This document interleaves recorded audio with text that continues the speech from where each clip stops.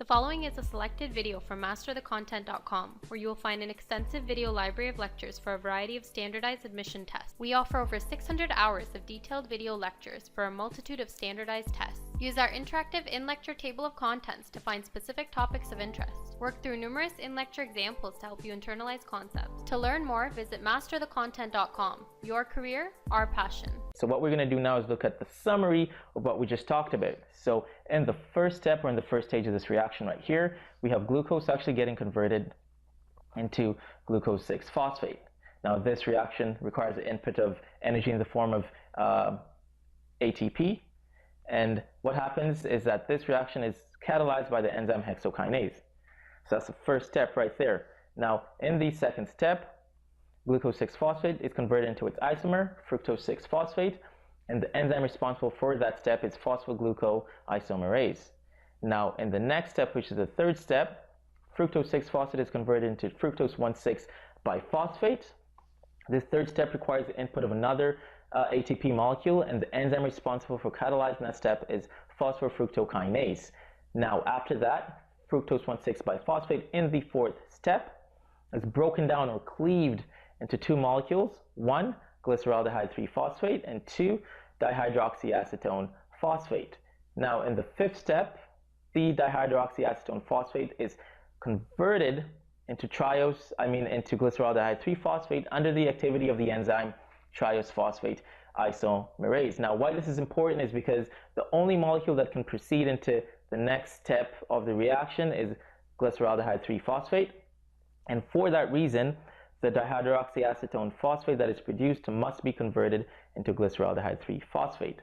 Okay, so step 4 converts it into those two molecules right there, and step 5 converts the dihydroxyacetone phosphate into glyceraldehyde 3-phosphate. So at this point in time, going into step 6 right here, we have two molecules of glyceraldehyde 3-phosphate. So anything that happens from this point forward is doubled. So in this case, we have our glyceraldehyde 3-phosphate molecules, each of them being converted into two molecules of 1,3-biphosphoglycerate, and the enzyme responsible for catalyzing that process is glyceraldehyde phosphate dehydrogenase. Now, after our two molecules of 1,3-biphosphoglycerate have been formed, another enzyme, which is phosphoglycerate kinase, will convert 1,3-biphosphoglycerate to 3-phosphoglycerate. Now, this process actually results in the generation of energy in the form of ATP.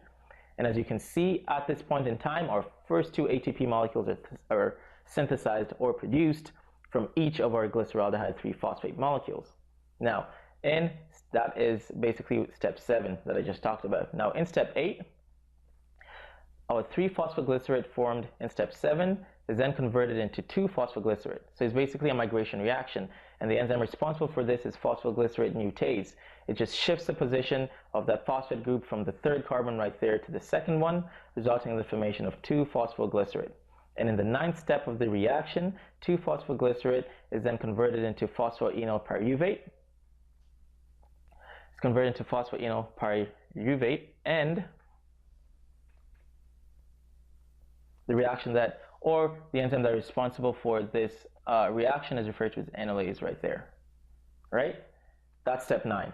And in the last and final step of this process, which is step 10, our phosphoenol pyruvate is then converted into pyruvate, and the enzyme is pyruvate kinase, which catalyzes the transfer of a high energy phosphate group from phosphoenol pyruvate to ADP to form ATP, which results in the formation of our pyruvate molecule. So two of these from each glucose molecule. So remember, after we form those two glyceraldehyde 3-phosphate, everything that occurs from step 6 onwards through to step 10 happens in twos. So that's a very important thing to remember, because that's how we get our net gain of 2 ATP, because we use 2 and we generate 2. We also produce 2 NADH in the process, and that's from here. So each one of those glyceraldehyde 3-phosphate conversions into 1,3-biphosphoglycerate will produce one molecule of NADH. That happens twice, so we have 2 NADH, and we also have 2 pyruvate produced from that entire process. So I hope glycolysis, in a nutshell, is something that's more palatable for you right now.